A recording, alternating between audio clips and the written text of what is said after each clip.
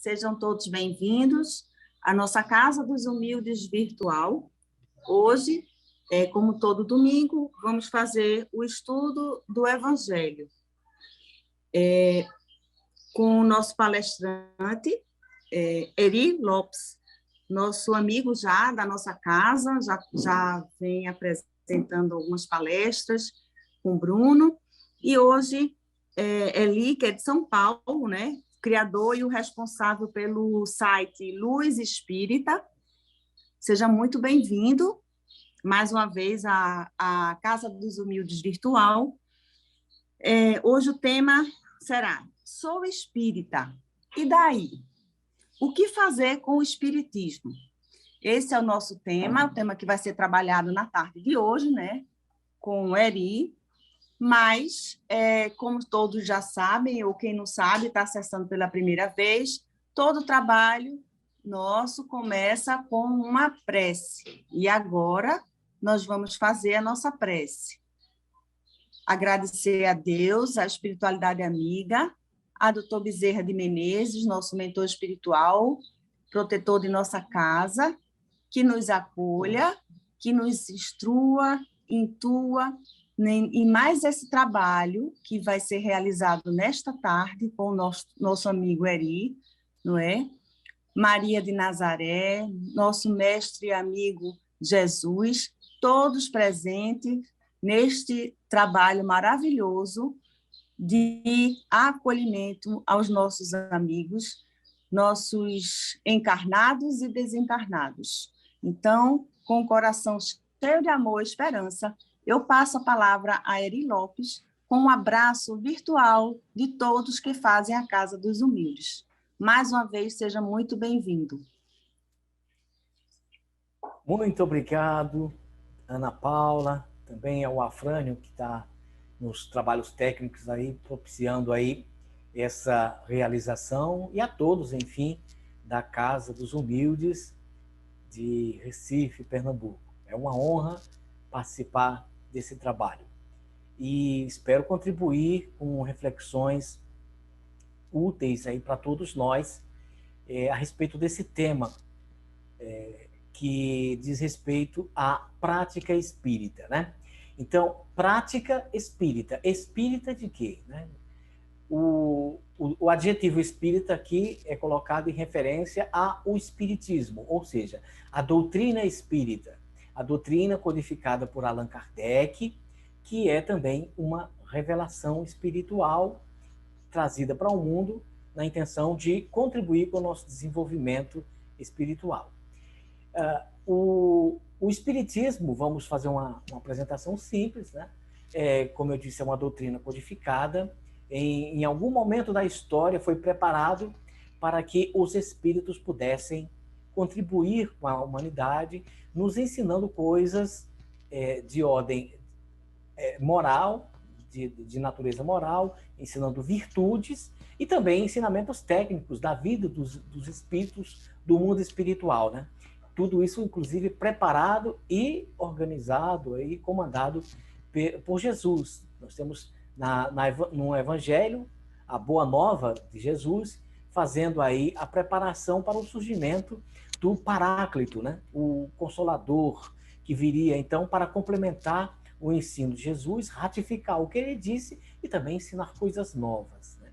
E dentre essas coisas novas, nós, então, temos a revelação dos Espíritos, nos ensinando aí coisas tão importantes, tão enriquecedoras para o nosso desenvolvimento, solucionando muitas questões aí que a própria filosofia não conseguiu resolver, nenhuma doutrina, nenhuma ciência, nenhuma religião conseguiu resolver tantos problemas que foram colocados aí já há milênios, e o Espiritismo vem e nos apresenta as suas propostas. Então, o Espiritismo, ele é uma escola, ele é uma teoria, ele é uma disciplina que vem, então, nos propor um ensinamento. Esse ensinamento, colocado para a nossa reflexão, para a nossa própria construção consciencial, portanto, não é um ditado, não é um catecismo, pegue e toma, é uma instrução para que nós possamos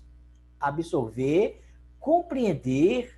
Uma vez que se compreenda a justeza desses ensinamentos, então, de alguma forma, nos comprometermos com esse ensinamento. Porque, vamos lembrar as palavras de Jesus, né? Conhecereis a verdade e a verdade vos libertará. Então, é o conhecimento das coisas que realmente nos dá o caminho a ser seguido, nos orienta, nos consola, porque a verdade é sempre consoladora, porque você sabe de onde veio, o que está fazendo aqui e para onde vai. Então, ela é consoladora. Então, ela tira, vamos lá, desvela as nossas ilusões e nos possibilita aí uma reflexão mais concreta sobre a nossa própria existência. Todas aquelas questões que a filosofia, desde a filosofia clássica dos gregos, propôs e ao desenvolvimento das escolas filosóficas, todas elas se debruçando sobre os problemas do mundo, né? A questão do mal, das desigualdades entre as pessoas, as desigualdades das aptidões, porque tantas pessoas tão inteligentes e outras tão estúpidas, né? Porque algumas pessoas tão boas e outras pessoas ainda tão inclinadas aos vícios, aos males, à violência e tudo mais. Porque tanta diferença, né? Inclusive diferença social, pobreza, riqueza, saúde, doença. Então, tudo isso foi colocado em questão pela filosofia, colocado outrora a impossibilidade da existência de Deus e do mal no mundo ao mesmo tempo. Então, havia toda uma incongruência, todo um dédalo montado, e o Espiritismo vem e nos traz esses ensinamentos tão claros que nos explica, né? Sobretudo através da lei da reencarnação, da lei de causa e efeito, e nos consola, porque realmente, a partir de que nós sabemos, tomamos conhecimento dessas verdades, né? Então, de alguma forma, nos libertamos das velhas amarras da ignorância, então temos aí um caminho a seguir. Mas o mesmo Jesus que disse, conhecereis a verdade e a verdade vos libertará, é aquele que disse, né? Muito será cobrado daquele que muito recebeu. Então, a doutrina espírita é uma teoria extraordinária, né? Então, quando você encontra o espiritismo, sobretudo se você já tinha esses questionamentos na sua mente e você não encontrava solução nas outras teorias, nas outras escolas filosóficas, ou nas outras religiões, se você conservava já esse espírito questionador, quando você encontra o espiritismo, aí você tem aí vamos dizer assim, um casamento perfeito, porque você já tem as perguntas, agora o espiritismo, encontrando na sua mente um campo aberto de questionamento, de ideias, então você tem aí como colher do espiritismo os frutos salutares aí para esse nosso crescimento, nosso consciencial. Mas, como disse Jesus, enfatizando, né, muito será cobrado daquele que recebeu. Então, o espiritismo é assim, uma doutrina muito bonita e etc, beleza. Mas não tem sentido se não for praticado. Por isso, a nossa intenção hoje é despertar nas pessoas que estejam nos assistindo aí, despertar a reflexão sobre a prática espírita. Bom, eu achei a doutrina espírita, me encantei com essa doutrina, achei a teoria bonitinha, achei as respostas são muito convincentes, estou decidido a ser espírita. Bom, beleza, mas e daí, né? O que fazer com esses conhecimentos? O que fazer com o espiritismo? Em outras palavras, né? Como ser espírita? Né? Eu me declaro, sou espírita, mas como eu vou praticar esse espiritismo? A primeira coisa que eu acho interessante é nos conscientizarmos exatamente da responsabilidade.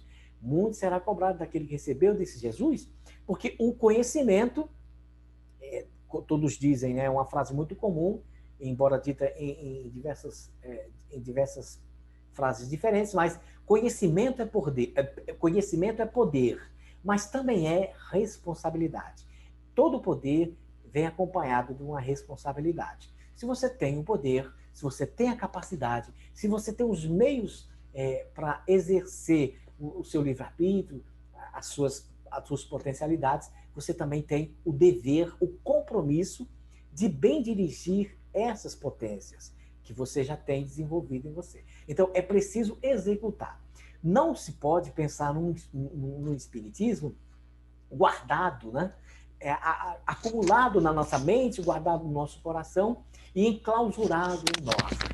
Então, não é viável, não é interessante, não é produtivo. Nem para nós, tampouco para os nossos semelhantes, que precisam também, muitas vezes, de uma ajuda, de um incentivo, de uma orientação. Porque também nós vamos nos guiando pelos outros, né? Então, inclusive, a mistura, essa diversidade de coisas que tem no nosso mundo atual é também uma possibilidade para que, havendo algumas pessoas mais adiantadas que nós, possamos nos inspirar por elas. E também aquelas pessoas que estão um pouco mais atrasadas em relação a nós, que também colham de nós, do nosso aprendizado, das nossas experiências, os aprendizados úteis para que eles possam também se graduar. E aí cabe a nós também o interesse de cooperar nesse desenvolvimento dessas pessoas aí, desses nossos irmãos menores, vamos dizer, que estão aí carentes de uma mão amiga para impulsioná-los a uma caminhada mais sólida. Então, conhecimento é poder, mas é também responsabilidade, e a responsabilidade do espírita é redobrada. Se Jesus já cobrava dos religiosos, dos crentes do seu tempo, dos seus confrades, judeus, imagine quanto nós espíritas não podemos ser cobrados. Porque hoje, através da doutrina espírita, da revelação espírita, nós temos muito mais conhecimento, nós temos muito mais luz, então nós temos também o compromisso de seguir adiante, compartilhando essa luz com os nossos irmãos, né? Brilhe a vossa luz também são palavras evangélicas, né? São palavras dos evangelhos de Jesus. Assim como não não coloque a luz debaixo do alqueire, né? Então, nós temos que levar essa luz. Temos um compromisso com a doutrina. Então, eu posso falar pela minha experiência de vida, né? Não que a minha biografia seja interessante, mas interessante porque seja minha, mas porque vai se parecer com tantas outras. Quantas pessoas vinham aí de outras religiões já nessa vida? Porque se não nessa vida, nós viemos aí de tradições seculares, de várias outras reencarnações em outras religiões, no cristianismo ou até em outras crenças primitivas. No momento, você desenvolve esse conhecimento, você encontra a luz que o Espiritismo traz. Então, até em forma de gratidão, né? Porque você vê que você consegue dar uns passos a mais com o Espiritismo bem compreendido, obviamente. Então, como não nos comprometermos com essa doutrina, né? Em caráter até de agradecimento. Obrigado, Espiritismo. Obrigado, Allan Kardec. Obrigado, Leon Denis. Obrigado a tantos outros estudiosos espíritos que contribuíram com o desenvolvimento dessa doutrina para que nós a conhecêssemos hoje, né? Então, podemos agradecer também aos nossos amigos espirituais, agradecer a Jesus, que propiciou a vinda do Consolador. Então, até em louvor, em agradecimento a todos esses esforços aí, nós temos aí um compromisso com essa doutrina. Mas, enfim, como é que nós podemos exercer o Espiritismo? O que é a prática espírita? O que eu faço com o Espiritismo a partir de que eu descubro esse caminho? Bom, em primeiro lugar, obviamente, que o Espiritismo deve servir cada um para si mesmo. Cada espírita deve cuidar primordialmente do seu próprio desenvolvimento moral e também intelectual. Porque não se pode cogitar um cego guiando outro cego, como o próprio Jesus já usou em uma parábola bíblica. Então, primeiro, nós temos que conhecer bem o Espiritismo, estudá-la, nos dedicarmos com carinho, nos alimentarmos desse pão espiritual. Cientes dos conceitos espíritas, enriquecidos com esses aprendizados, né, praticar na nossa vida comum. Então, nós espíritas, Kardec chegou até a dizer que ser espírita é ser cristão. Então, nós temos que nos guiar primeiro pelo ensinamento moral. Uma das recomendações da codificação espírita, né, expressa ali numa mensagem do Espírito da Verdade, é: espíritas, amai-vos. Esse é o primeiro ensinamento. Segundo, instruí-vos. Então, você encontra aí dois caminhos que caminham paralelamente e que se enriquecem. Um é o caminho da virtude, da moral, do bem proceder, que Kardec resume numa palavra: caridade. Então, essa é uma senda. Temos que aprender e desenvolver o afeto, o amor, o carinho, o respeito por todas as pessoas. Esse é um compromisso, o primeiro compromisso de todo espírita. Daí porque o próprio Kardec vai dizer que os bons espíritas serão reconhecidos pela capacidade de amar. Quantas pessoas você já ama nesse mundo? Quantas? Seu cônjuge, seus pais, seus filhos, seus irmãos, seus amigos mais próximos ali. Quantas pessoas? Quantas pessoas você citar vai dizer, vai dar uma dimensão aí de quanto amor você já tem praticado. Aí você vai alargando. Eu tenho a minha casa espírita, eu frequento, eu tenho os meus confrades espíritas, me dou muito bem com eles, é sempre bom nos reunir, vai desenvolvendo um afeto entre as pessoas. Você constrói aí essa atmosfera positiva na casa espírita. Aí quantas pessoas tem na sua casa espírita? 30, 40? Qual é a frequência média ali? Qual é os mais assíduos? O seu ciclo de amizade? São 50 pessoas, 100 pessoas, então você tem a capacidade de amar 100 pessoas. E aí você também tem o seu ambiente de trabalho. E aí tem aqueles amigos, os seus colegas mais próximos, aqueles que você pode chamar de amigos. Então você já vai aumentando esse leque aí de pessoas, de seu ciclo de convivência. Quantas mais pessoas você amar, maior é a sua, digamos, dimensão de amor. Até chegarmos aí a podermos dizer que amamos muita gente. Até caminharmos mais um pouco e começarmos a vislumbrar a perfeição. E a perfeição implica que nós tenhamos a capacidade de amar todas as pessoas. Está um pouquinho longe, né? Está um pouquinho longe. Vamos começar pelo respeitar todo mundo. Então, e aí nós vamos começando paulatinamente, passo a passo, aprendendo, desenvolvendo esse caminho do amor, desenvolvendo a nossa capacidade de amar, né? Quem é dentre nós que pode dizer assim, eu amo de verdade, amo profundamente, mas amo mesmo, com toda a pureza do meu coração? Será que existe entre nós alguém que possa dizer isso de verdade? Bom, tomara que tenha, e muitos. Eu estou no aprendizado, então a ideia é aprender a desenvolver esse afeto, a desenvolver a capacidade de amar. Começa com a capacidade de respeito, de compreender o outro, ainda que você não aceite ou tenha alguma diferença, vencendo, inclusive, os maus sentimentos, as más tendências, né? Aquelas coisas, aquelas ruindadezinhas que de vez em quando ali nos assalta a mente ou o coração. Então, criando um hábito de amar. Essa é a primeira regra. Se você quer ser um bom espírita, ame. Aprenda a desenvolver o amor. Então, não estou cobrando que você que tenha um amor puro. Não. A nossa palavra de ordem ainda não é perfeição, é crescimento, é desenvolvimento. Vamos aprendendo. E mirando sempre, claro, a perfeição. Bom, tanto é que Allan Kardec, compreendendo essa necessidade de graduação das coisas, né, ele tinha o conceito de que não se pode definir se uma pessoa é ou não é espírita, mas sim vamos dizer assim, a graduação. Quanto espírita você é? Né? O quanto espírita você já alcançou ser? E amanhã, na expectativa de que você seja um espírita melhor que hoje, do que foi ontem, e assim sucessivamente. Então, é uma escalada, né? Estamos aí, somos uma espécie de alpinistas, aí, escalando essa montanha aí do amor. Então, essa é a primeira instrução, segundo o Espírito da Verdade. Espírita, amai-vos. Esse é o primeiro ensinamento. E o segundo, instruí-vos. Né? Então, buscar o conhecimento.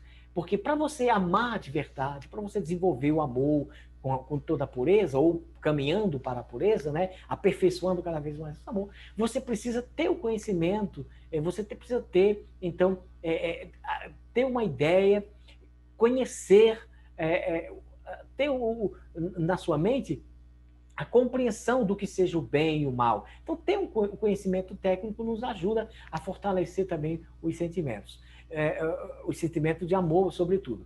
Então, você caminha em direção ao amor, à bondade, à caridade, e o outro caminho é o caminho da sabedoria, do conhecimento técnico, que envolve também não só o conhecimento racional, a teoria, mas também o conhecimento afetivo, a experimentação afetiva, o conhecimento sensorial e o conhecimento emocional, né? Então, nós vamos desenvolver nesses dois caminhos, caridade e sabedoria, como elementos básicos para que nós possamos crescer individualmente. Então, essa é a tarefa do espírita. Ele tem que evoluir, ele tem que crescer, tem que desenvolver seus talentos, tem que desenvolver as suas capacidades, as suas virtudes, conhecimento e também as virtudes morais. Conhecer a doutrina, porque a doutrina nos instrui, né? Alimenta a nossa consciência e nos instrui como seguir, como desenvolver essa própria afetividade, esse laço mais afetivo. Então, cuidar de si, essa é a primeira providência. Você é o principal responsável por você mesmo. Os amigos ajudam, Jesus te dá trabalha para que o planeta te ofereça as ferramentas, as circunstâncias para você desenvolver esse talento. Deus te deu a vida, Deus te dá a luz do sol. Então, nós temos todo um aparato, temos nossos amigos espirituais, inclusive alguns encarnados conosco, justamente para servir de apoio para nós, né? Servindo aí como uma espécie de anjos encarnados. Então, nós temos todo esse amparo. Mas cada um deve e é o responsável, primeiro, por si próprio. Então, essa é a primeira providência. Você tem que cuidar de si. E quando você cuida de si, automaticamente, obviamente, você passa a ser um bom exemplo para as outras pessoas.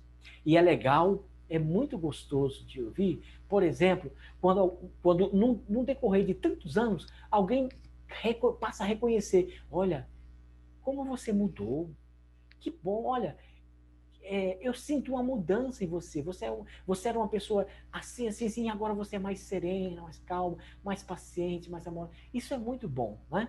Embora nós não devemos nos pautar apenas pelas opiniões dos outros. Até porque também nem todas as opiniões aí são sempre sinceras, então são sempre objetivas. Então, mas até porque também não se pode medir a evolução de uma pessoa para outra, mas a evolução de si mesmo para si mesmo. Então, nós podemos avaliar o nosso hoje em relação ao passado, projetando para que lá na frente, amanhã, nós tenhamos aí uma postura melhor, um desenvolvimento melhor. Então, o próprio conhecimento técnico que a doutrina nos oferece, a reflexão sobre os nossos defeitos, nos orienta a buscarmos aquilo que nos falta, né?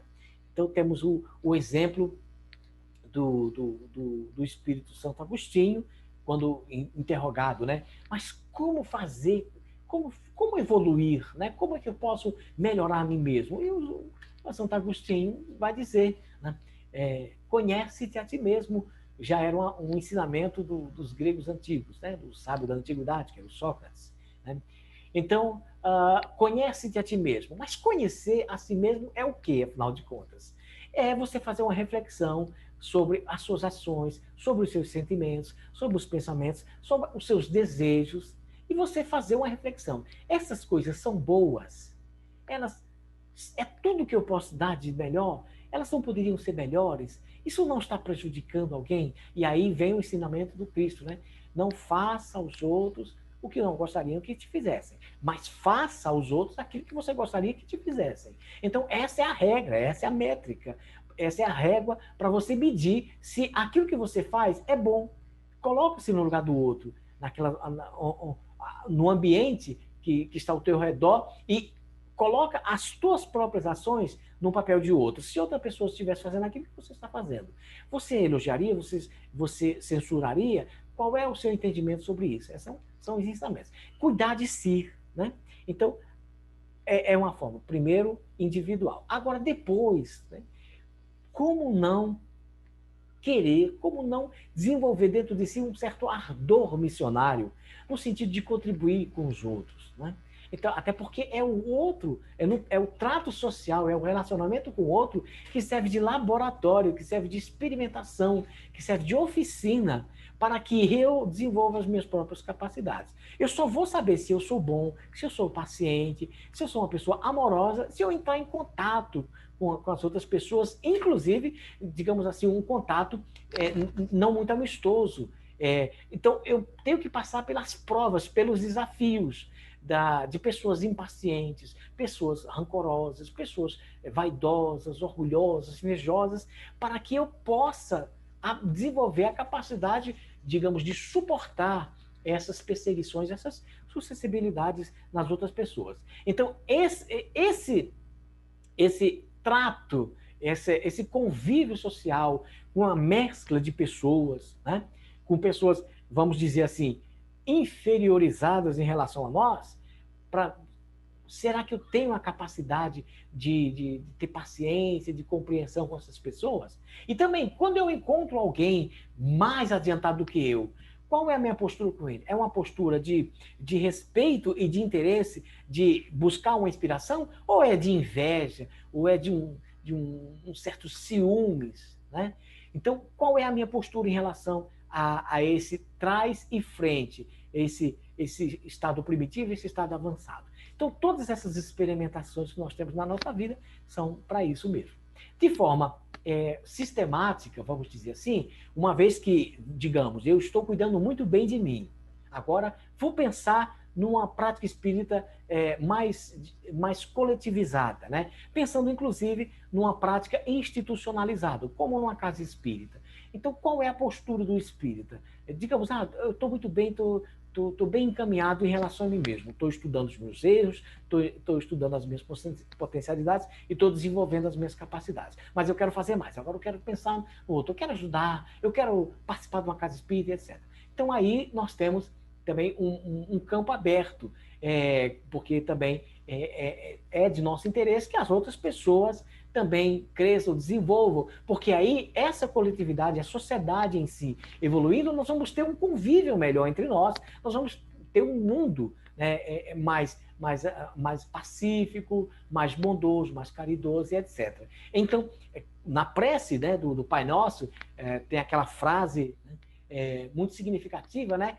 Venha a nós o vosso reino. Mas esse venha a nós o vosso reino é o quê? É um milagre? É o céu que vai descer até nós? Não.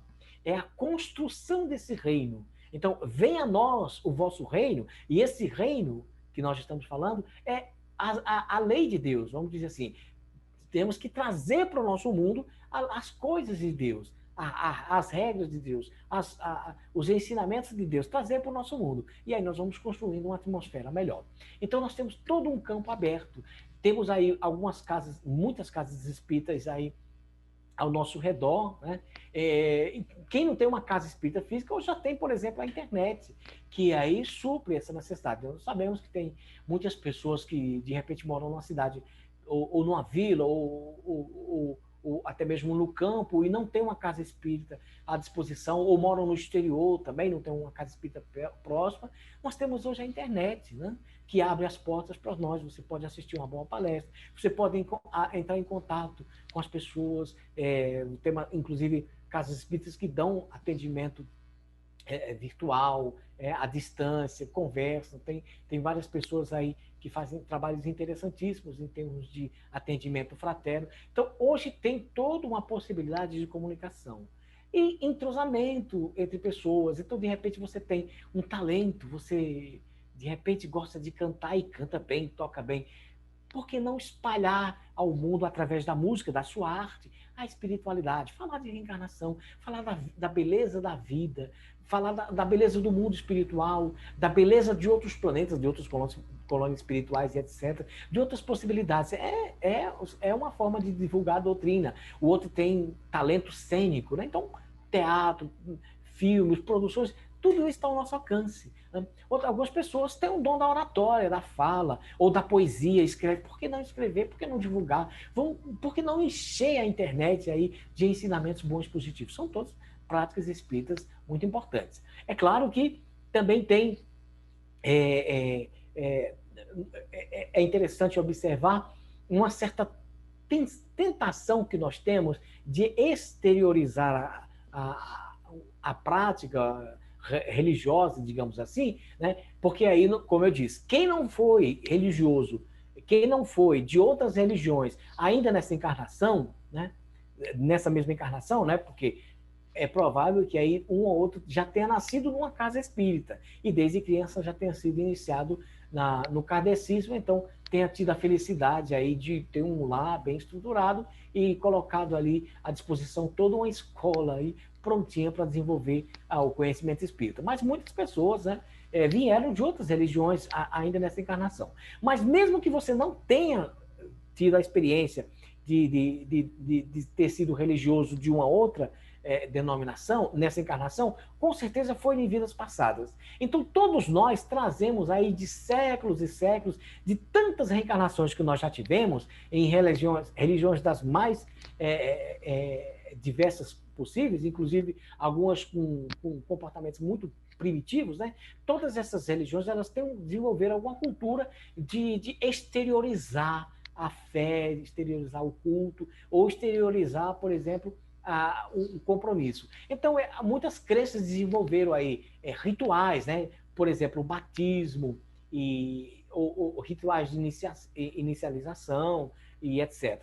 E eles desenvolvem os seus sacramentos, a sua liturgia, né? Aquela coisa de dizer as palavras certas em horas certas, como que fossem palavras mágicas, e se você disser aquilo certinho, naquelas condições, ou se você fizer um certo ritual, oferecer um animal, ou oferecer qualquer outra oferenda a Deus ou aos santos, etc. Então, todas essas práticas aí, elas estão enraizadas no nosso subconsciente. Ainda que tenhamos nascido espíritas nessa encarnação, tem alguma coisa lá no nosso subconsciente que ainda nos arrasta essas coisas.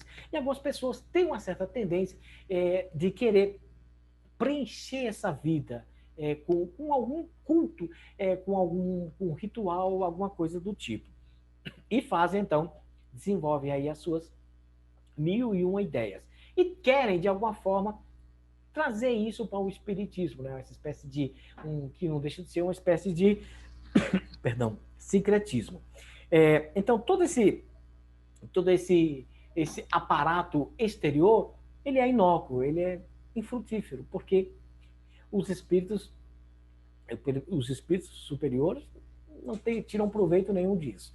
Né? Rituais, palavras mágicas, como, por exemplo, uma reza certinha, prontinha, tem que dizer aquelas palavras certinhas, em tal dia, tal hora, em tal condição, ou fazer uma oferenda disso.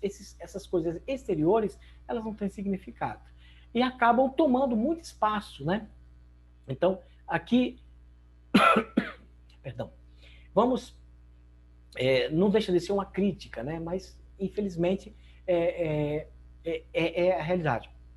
Você tem o cristianismo, as igrejas cristãs, que deveriam incentivar um estudo, a reflexão em torno das palavras do Cristo, né? Que é supostamente aí o centro dessas doutrinas, desenvolver uma escola de aprendizado moral, mas muitas igrejas se prestam simplesmente a prestar culto.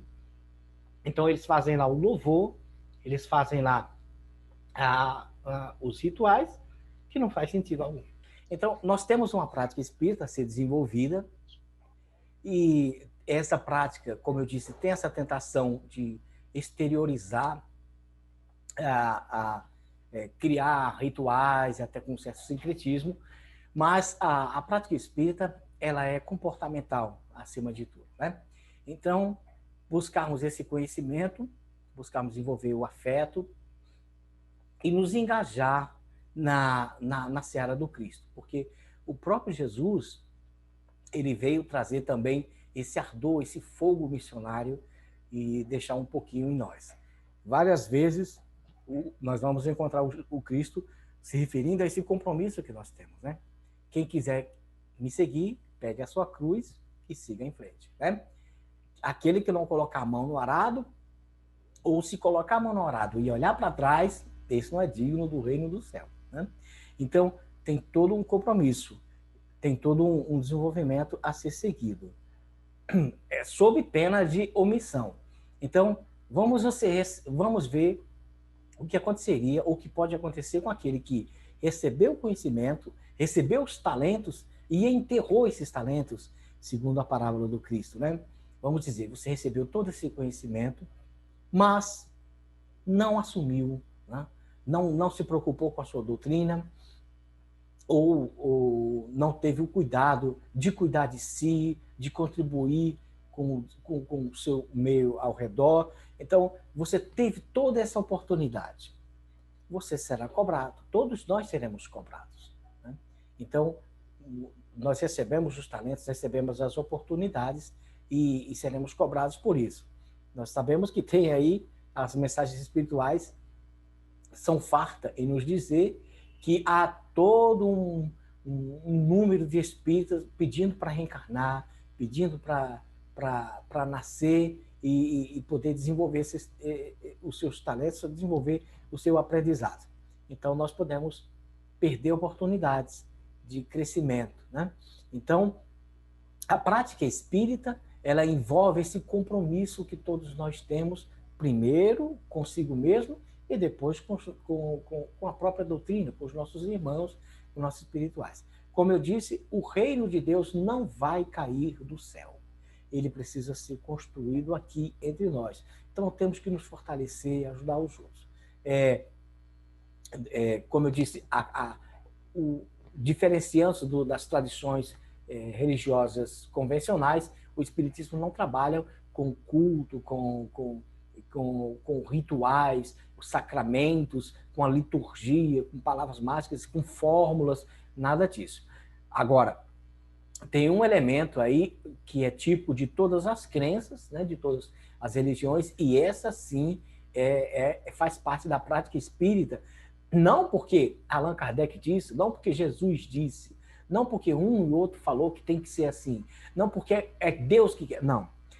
Tem um elemento aí que é necessário na nossa prática espírita, que é a prece. A prece é, sim, a prece é a meditação, né? Na meditação, para você refletir as suas limitações e as suas potencialidades, aonde você pode melhorar.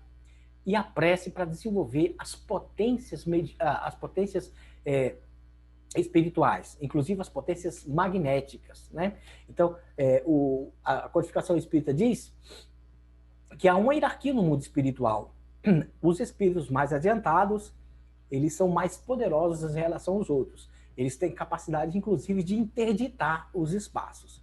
Então, um espírito que tenha um andamento maior em termos de virtude e de conhecimento, ou seja, os espíritos que amam mais e os que têm mais conhecimento, eles podem interditar o convívio dos espíritos em relação aos espíritos inferiores.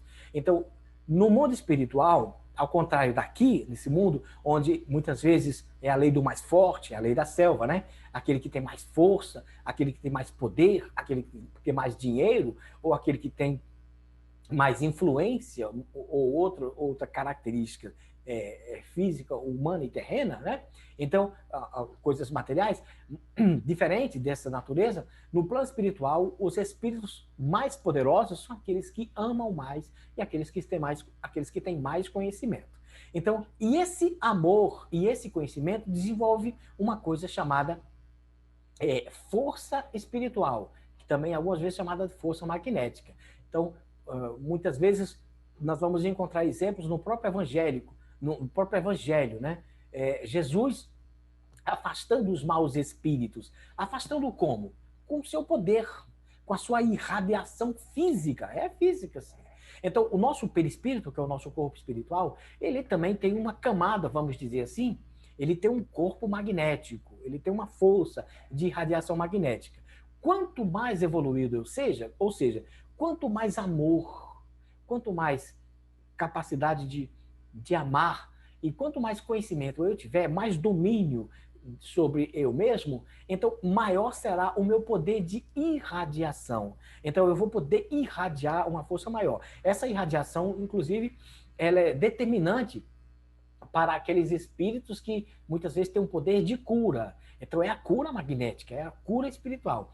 São esses fluidos que você tem em torno de si e que você então pode lançar sobre uma pessoa que esteja em condições inferiores e que esteja precisando. Essa força magnética, ela se desenvolve através, principalmente, da oração e do aprendizado, da reflexão em torno da virtude e da sabedoria. Então, essa força magnética, essa é uma potência de natureza, digamos assim, religiosa, porque também tem a ver com a nossa ligação com o restante do universo e, sobretudo, com Deus.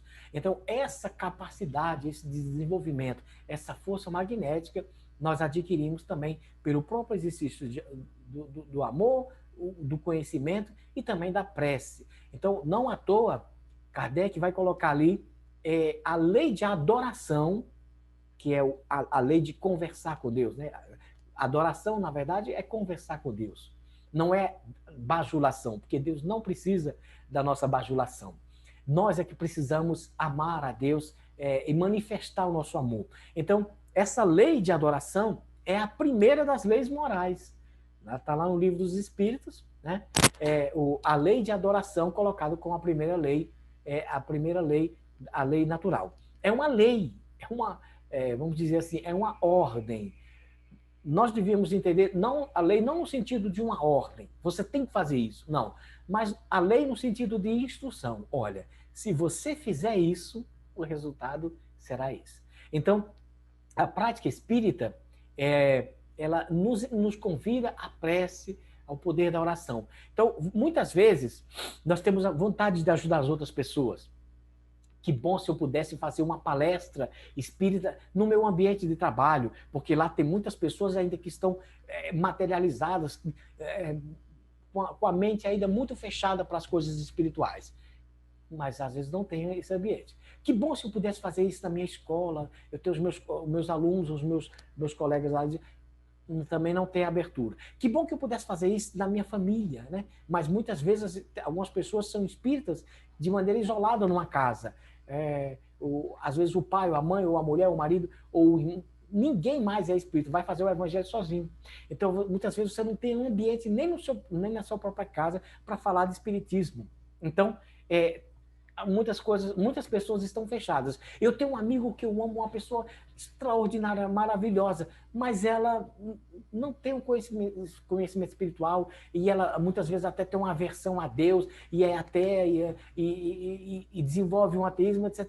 Eu tinha tanta vontade de ajudar essa pessoa, mas eu não consigo nem falar de espiritismo porque ela não aceita. Então, aí vem o trabalho da prece, da inspiração subconsciencial. Né? Então, a codificação nos instrui a isso. Fazer a prece por aquelas pessoas que ainda não têm, que não aceitam, nem querem aceitar nenhum compromisso espiritual, porque muita gente acha muito cômodo viver a sua vidinha e não quer sair da caverna, não quer ser libertada.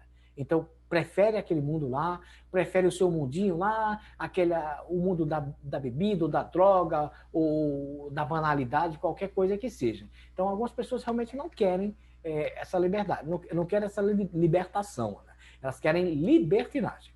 Então, como ajudar essas pessoas? Pela prece. Porque quando você desenvolve essa prece, você está também criando uma atmosfera física, fluídica, que vai em direção àquela pessoa. Então, vai, digamos que, preparando o espírito dela e também fortalecendo aí o subconsciente. Porque, de alguma forma, ainda que, por exemplo, nós não tenhamos uma telepatia desenvolvida a ponto de eu pensar uma coisa e mandar um recado espiritual para alguém e a outra pessoa imediatamente ouvir, compreender a minha mensagem, né, captar essa mensagem que foi enviada telepaticamente, se nós não temos essa capacidade desenvolvida ainda entre nós, mas a mensagem que eu enviar, de alguma forma, vai chegar, ainda que muito sutil, vai chegar na atmosfera psíquica daquela pessoa. Ela vai começar a receber e vai ter uma certa impressão, uma impressão boa, vaga, não é uma mensagem, ela não conseguiu entender o que é, não decifrou, mas ela tem uma sensação positiva. Então, é essa força que a prece pode exercer de uma pessoa para outra. Então, não podemos, claro, querer salvar o mundo, despoluir os rios aí com a nossa reza, com a nossa prece, com a nossa telepatia. Não. algumas vezes a gente tem que agir de maneira mais concreta. Então, quando tem uma abertura, ir lá fazer uma visita, levar o nosso abraço, levar a nossa palavra. Mas sempre, claro, respeitando a recepção dessas pessoas. Se a pessoa não quer, não adianta. Você não pode matar a sede de ninguém bebendo a água por ela. E tem que respeitar o livre-arbítrio dela. Então, todos têm que ser respeitados, porque se o próprio Deus, se o próprio Jesus respeitam, né? Se o próprio Deus permite que hajam pessoas que o neguem e até o blasfemem, eu tenho que respeitar o livre-arbítrio dessa pessoa, confiando, claro, que um dia essa pessoa vai permitir uma abertura, porque a lei do progresso é uma lei imutável, né? Irrevogável. Bom, então, todos nós temos esse convite para praticar o espiritismo, exercer em nós, em primeiro lugar, mas também ajudar na divulgação da doutrina. Criando uma plataforma positiva, criando uma atmosfera, criando, enfim, uma cultura espírita no nosso meio. Então, se nós vamos dizer qual é hoje a principal avenida do mundo, qual é? É a internet. É onde as pessoas se encontram, é onde as pessoas veem coisas. Hoje a internet é o grande centro social, né? Inclusive, tem algumas pessoas que estão vivendo mais virtualmente do que na vida real. Então, é uma oportunidade para nós, hoje, espíritas, criarmos toda uma cultura espírita dentro da internet.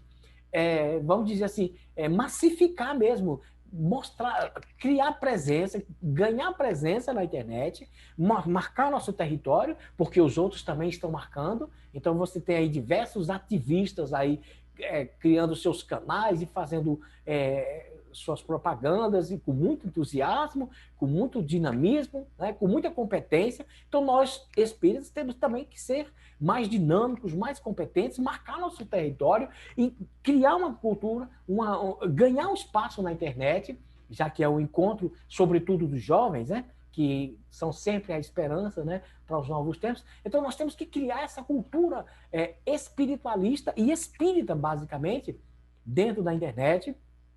Claro, não só na internet, mas, como eu disse, por ser a principal avenida hoje do mundo. Então, vamos criar essa atmosfera, criar todo um conjunto de práticas, de cultura espírita. E outra coisa, que eu acho que também é muito importante, né?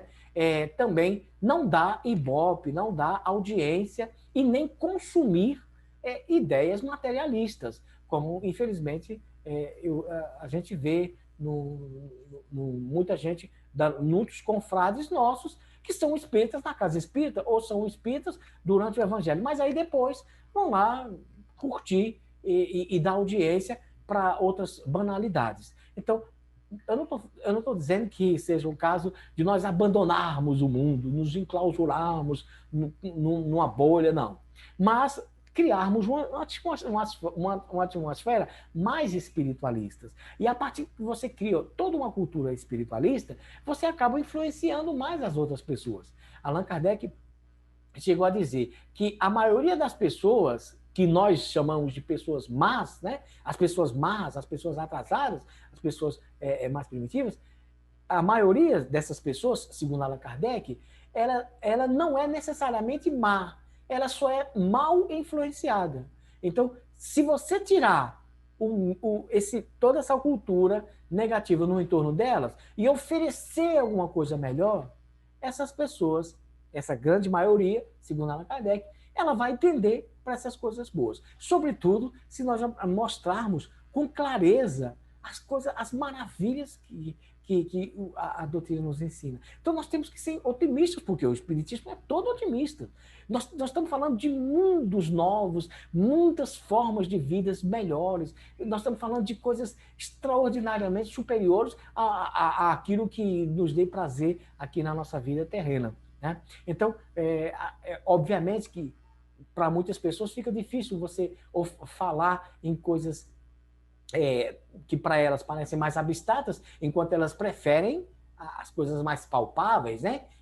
a bebida, a droga, o sexo banal e etc. Então, elas se enchem, elas se embelezam com essas coisas físicas agora e estão lá enraizadas ali, fica difícil. Mas são raras, segundo Allan Kardec. No geral, são pessoas que nem mesmo tiveram oportunidade, né? Quantas pessoas sequer ouviram falar de Chico Xavier, de Allan Kardec?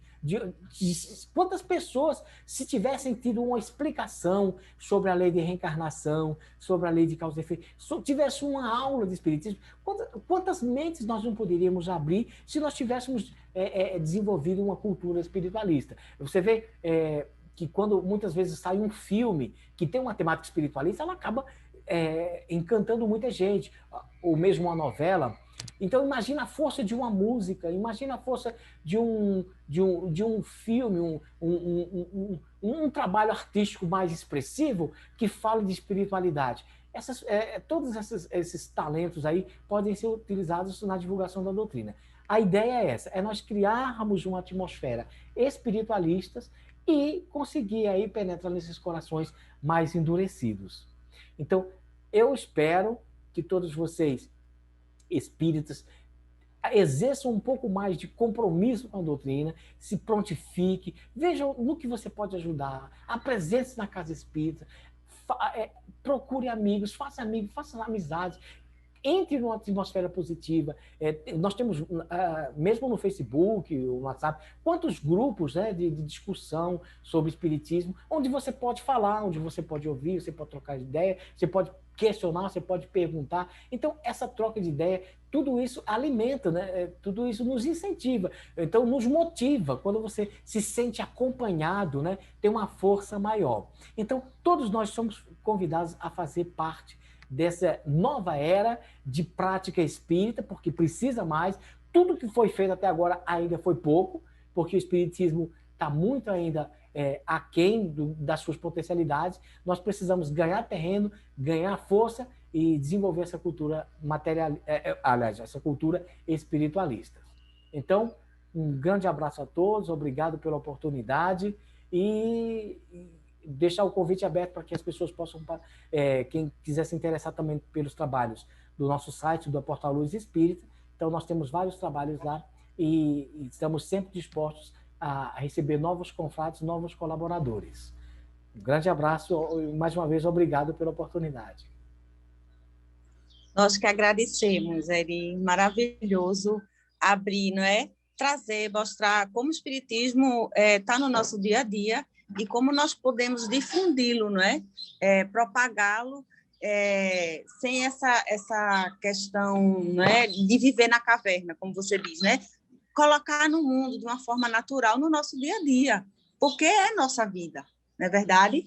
E, como você disse, visitar muitos sites espíritas maravilhosos, inclusive o site Luz Espírita, que eu não fui visitar ainda, mas eu vou, tá? Então, mais uma vez, vamos encerrando o nosso trabalho da tarde de hoje com o estudo do Evangelho.